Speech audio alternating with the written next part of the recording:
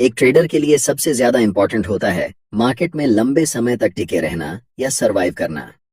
और आप मार्केट में लंबे समय तक तभी सरवाइव कर सकते हैं जब आपके पास एक प्रॉपर रिस्क मैनेजमेंट प्लान हो। ज्यादातर ट्रेडर जब इनिशियली मार्केट में एंटर करते हैं तब वे स्ट्रेटजी को ढूंढने में लग जाते हैं कि कोई ऐसी स्ट्रेटजी मिल जाए जो उन्हें लाइफ टाइम पैसा देती रहे। और ये गलत नहीं है। इनिशियली आपको सीखना चाहिए कि मार्केट कैसे काम करता है, प्राइस एक्शन क्या होता है और इसे कैसे ट्रेड करते हैं। लेकिन सिर्फ स्ट्रेटजी से आप लंबे समय तक मार्केट में टिक नहीं सकते, क्योंकि 99% लोग जो मार्केट में बिगिनर होते हैं उनके पास अच्छी स्ट्रेटजी होने के बावजूद वे अपने पैसे को लूज कर देते हैं, क्योंकि उनके पास एक प्रॉपर रिस्क मैनेजमेंट स्ट्रेटजी नहीं होती। इंटरनेट पर ज्यादातर इन्फ्लुएंसर सिर्फ आपको प्रॉफिट के बारे में बताते हैं। बहुत ही कम ऐसे टीचर होते हैं जो आपको लॉस के बारे में बताएंगे। लेकिन जब कोई ट्रेडर मार्केट में इंटर करता है तब उसे मार्केट में रियलिटी चेक मिलता है, जिससे उसे समझ में आता है कि अब हमें कैपिटल को बचाना होगा। क्योंकि जब आपके पास कैपिटल रहेगा तभी तो आप ट्रेड कर पाएंगे ना। और कैपिटल को प्रोटेक्ट करने के लिए हमारे पास एक वेल डिफाइंड प्लान होना चाहिए, एक well defined risk management strategy होनी चाहिए, जिससे हम अपने पैसों को लूज करने से बचा सकें। इस वीडियो में हम स्टेप बाय स्टेप डिटेल में डिस्कस करेंगे कि मेरा रिस्क मैनेजमेंट प्लान क्या है, आप कैसे अपना रिस्क मैनेजमेंट प्लान बना सकते हैं, आपके कैपिटल के हिसाब से आपको कितना रिस्क लेना चाहिए, आपकी पोजीशन साइजिंग क्या होनी चाहिए और ट्रेड करते समय आपकी रिस्क रिवॉर्ड रेशियो क्या होनी चाहिए, जिससे आप प्रॉफिटेबल ट्रेड्स बना सकें। आप में से ज्यादातर बिगिनर ट्रेडर हो सकते हैं कि इस वीडियो को पूरा ना देखें, क्योंकि इसमें ऐसा कुछ नहीं बताया गया है जो एक्साइटिंग हो। पर हाँ, यही चीजें आपको प्रॉफिटेबल बनाएंगी, यह आपके लिए जरूरी है। इसलिए मैं आप सभी से यह रिक्वेस्ट करता हूं कि इस वीडियो को पूरा ध्यान से देखें, पेन और कॉपी ले लें ताकि पूरे वीडियो के नोट्स बना सकें। फिर कभी रिस्क मैनेजमेंट पर वीडियो ना देखनी पड़े, क्योंकि यह रिस्क मैनेजमेंट पर एक कंप्लीट गाइड है। अगर आप सच में मार्केट से पैसा कमाना चाहते हैं तो आपके पास एक परफेक्ट रिस्क मैनेजमेंट प्लान होना ही चाहिए। चलिए वीडियो को स्टार्ट करते हैं और सबसे पहले जानते हैं कि हर एक ट्रेड में एक स्ट्रिक्ट स्टॉप लॉस कैसे फॉलो करना है। हम जितने भी ट्रेड लेते हैं, हर एक ट्रेड लेने से पहले हमें पता होता है कि इस ट्रेड में हमें कितना स्टॉप लॉस लेना है और हम कहां मार्केट से एग्जिट करने वाले हैं। बेसिकली हमें पहले से ही मालूम होता है कि हम कितना पैसा लूज करने वाले हैं और क्या हम उस पैसे को टॉलरेट कर सकते हैं। अगर मेरा जवाब हाँ होता है तभी हम ट्रेड में एंटर करते हैं। ज्यादातर ट्रेडर्स जब इनिशियल स्टेज में ट्रेड लेते हैं उनके दिमाग में कुछ ऐसा चलता है कि ये स्टॉक अभी 10 रुपए का है, 15 रुपए जब जाएगा तो हमें 5 रुपए का प्रॉफिट होगा। हम 100 क्वांटिटी बाय कर रहे हैं, इसलिए हमें 500 रुपए का प्रॉफिट होगा।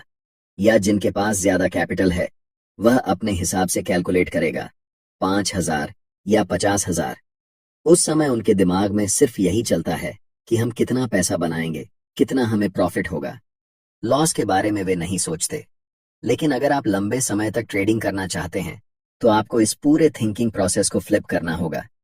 अब आप ऐसे सोचेंगे कि यह स्टॉक अभी 10 रुपए का है, हम इसमें 2 रुपए का स्टॉप लॉस लेने वाले हैं।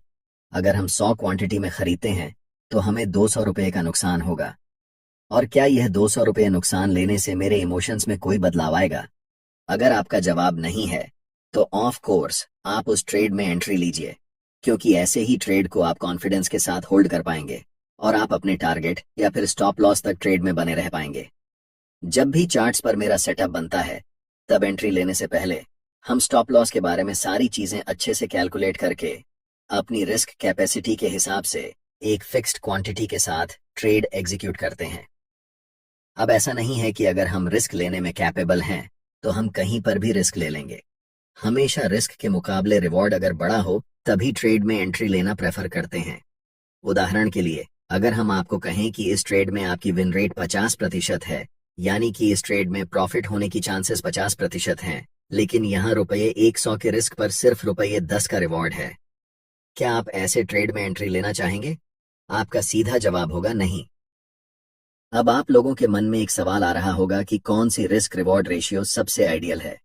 पर इस सवाल का जवाब सीधा नहीं है, क्योंकि हर एक स्ट्रेटजी के हिसाब से आपको चेक करना होता है कि उस स्ट्रेटजी से अगर हम ट्रेड करते हैं तो कौन सी रिस्क रिवॉर्ड रेशियो में हमें बेहतर रिजल्ट मिलता है।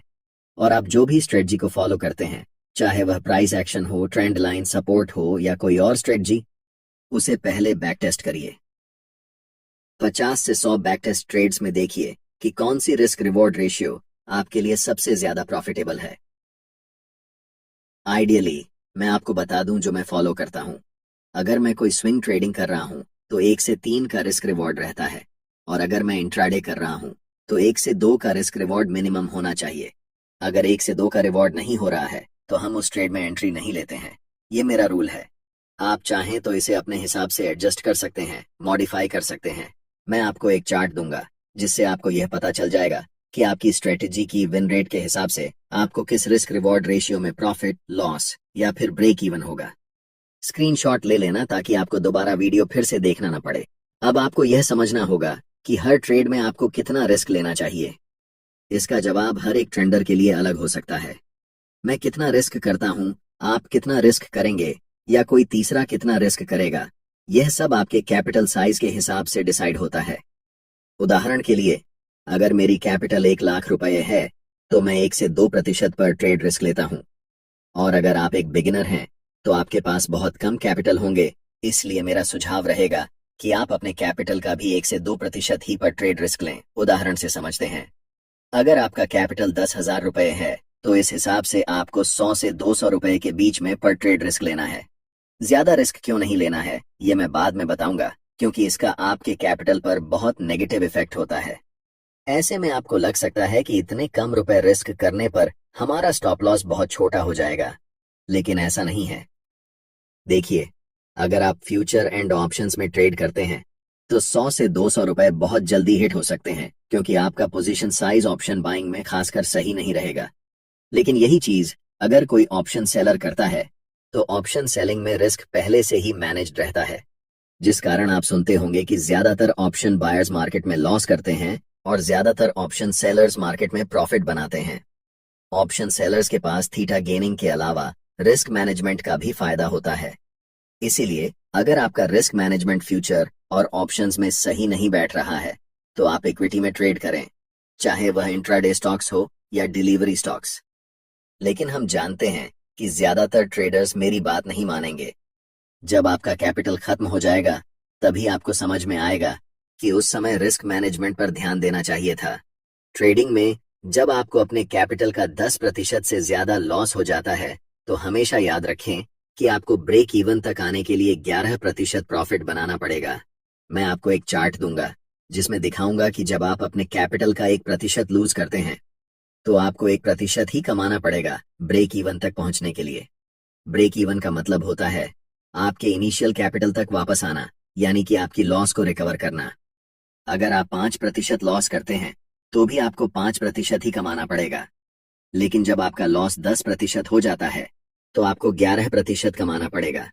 उसी तरह जब आपका लॉस 20% हो जाता है तो आपको 25% कमाना पड़ेगा, और अगर आपका 50% कैपिटल लॉस हो जाता है तो आपको 100% प्रॉफिट कमाना पड़ेगा।